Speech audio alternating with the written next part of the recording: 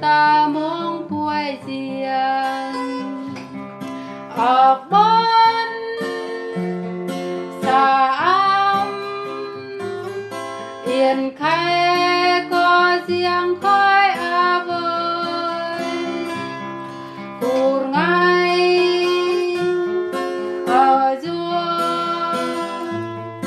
có Yiang đông sâu bến yên khai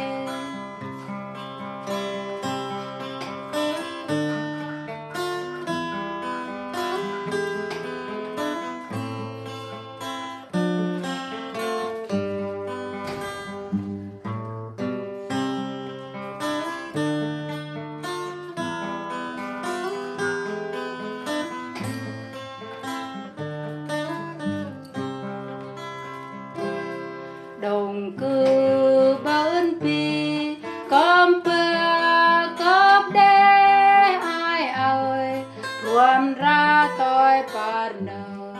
đồng cư bến pi com bơ cóp đê ai ơi rùm ta muốn muôi Yiang ở bên xa yên khai có Yiang khói vơi buồn ngay ở